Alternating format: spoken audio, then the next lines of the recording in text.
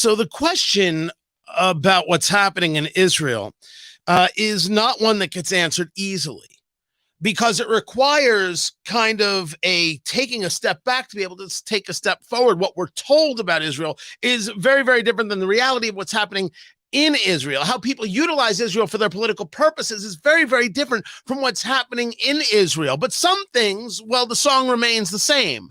In some ways and in some places, there is just no question that Israel's once again under attack.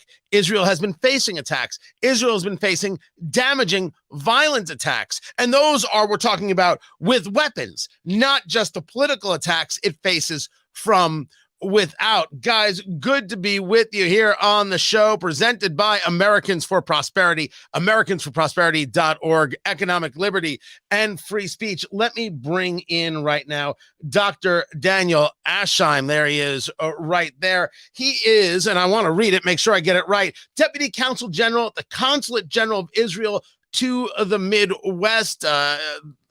Lived in Israel his life long, a Jerusalem native, has worked in a series of both governmental and private organizations, and sits now in Chicago, where he serves Israel and representing it to the Midwest. I appreciate you're here and taking the time.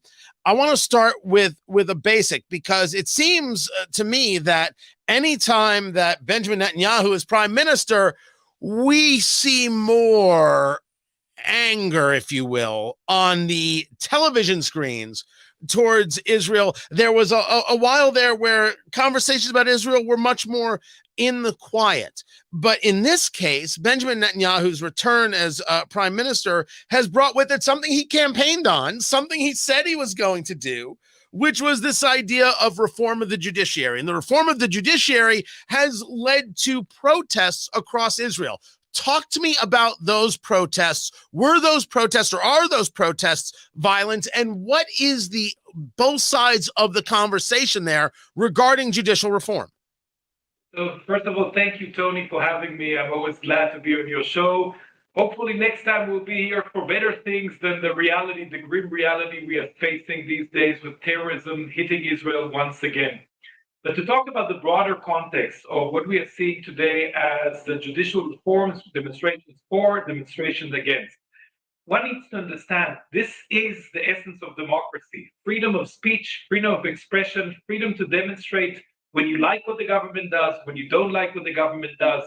So what we are seeing are viewpoints that are different between those who think the better way in order to improve democracy is via judicial reforms that are necessary, when the opposition is claiming that these reforms are not what's necessary in order to improve democracy, but on the contrary.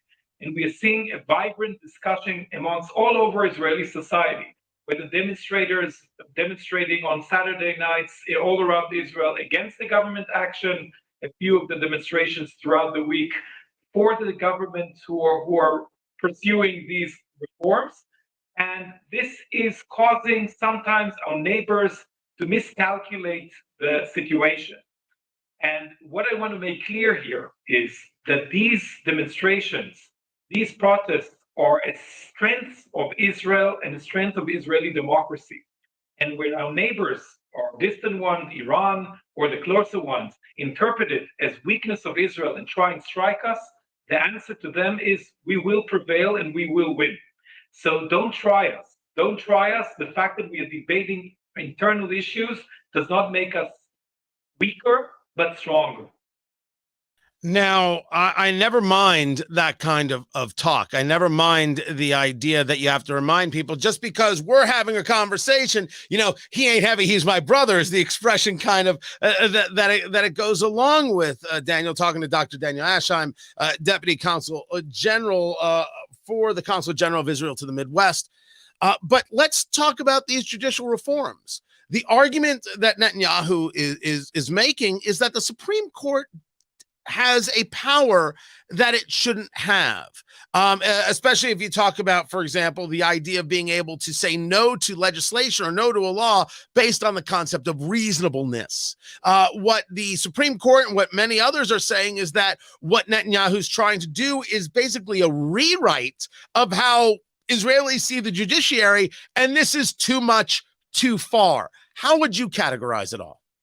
So this is a very complex issue because Israel, as opposed to the United States, we don't have an official constitution, but we have a constitution which was built on the Declaration of Independence, and then later different rules that were established and different legislation, and also ruling of the Supreme Court.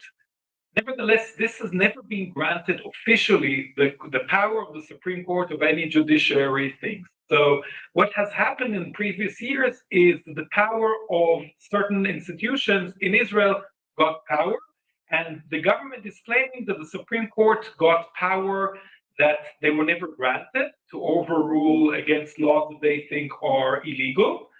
And at the same time, the opposition is claiming because we don't have a constitution, and therefore the Supreme Court needs to protect human rights. So both sides have claims that in order to improve democracy, one has to do reforms. So the government is claiming that these reforms are necessary in order to bring back the power to the people who vote. And they say because the judges are not elected by the people or their politicians directly, therefore they sometimes don't reflect the general public who see different things.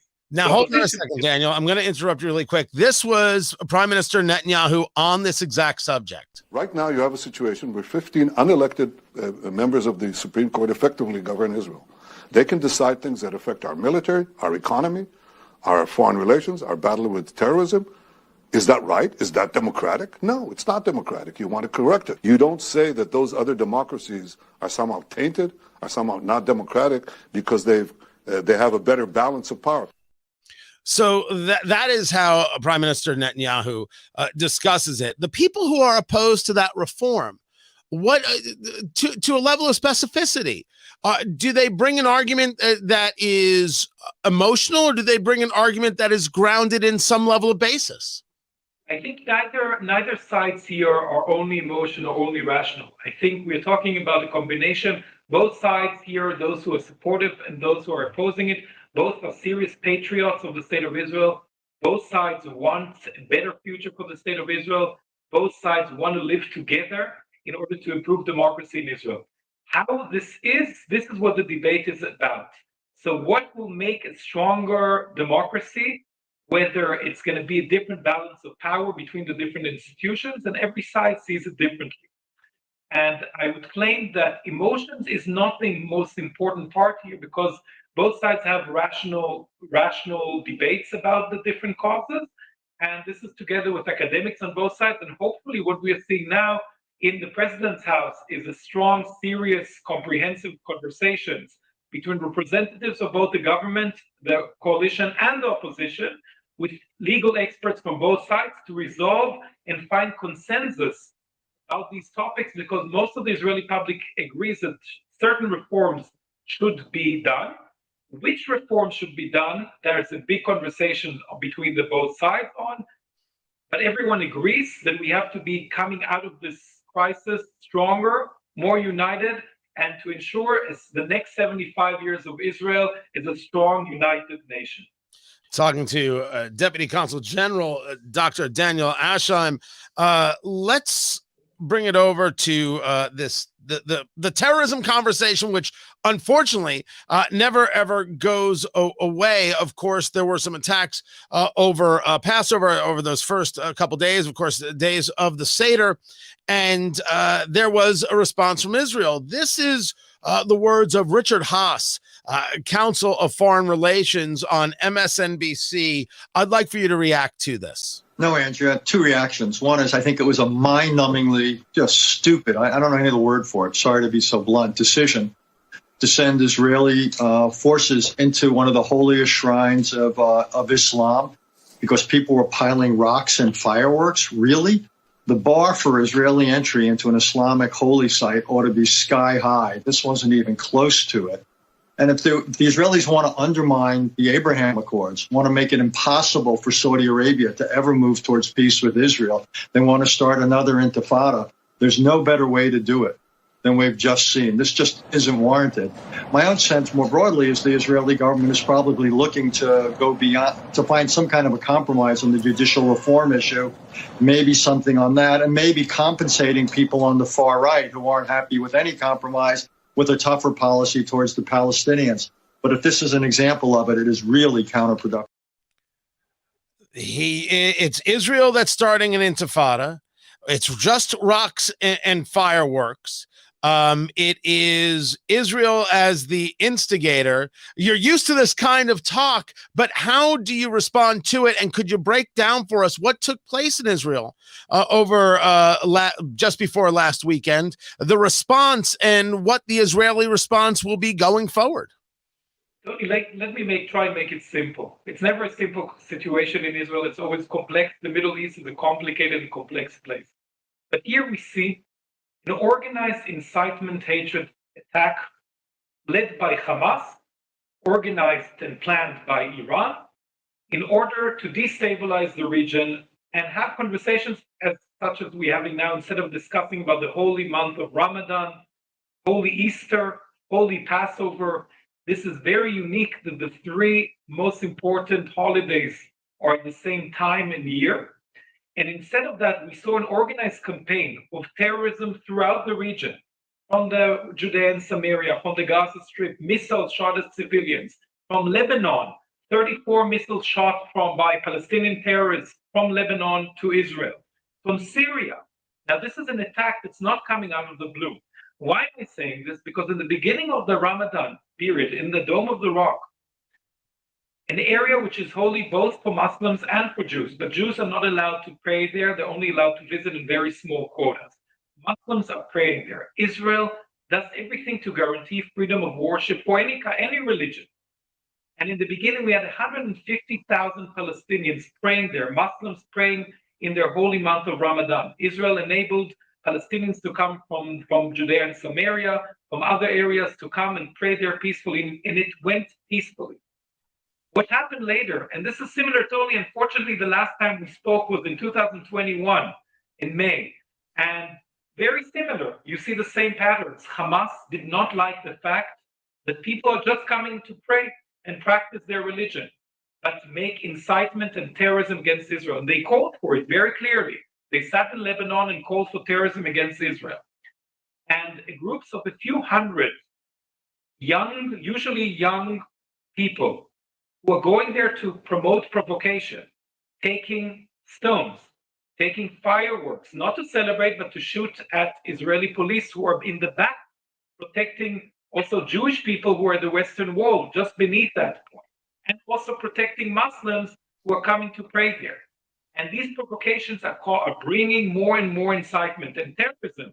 Just today, we buried a mother who lost her two daughters in a terrorist act by a Palestinian terrorist coming and shooting their car, not only shooting their car, after shooting, coming out of the vehicle to make sure they're dead and shooting them again. And then the day before, we had the siren, even the same day.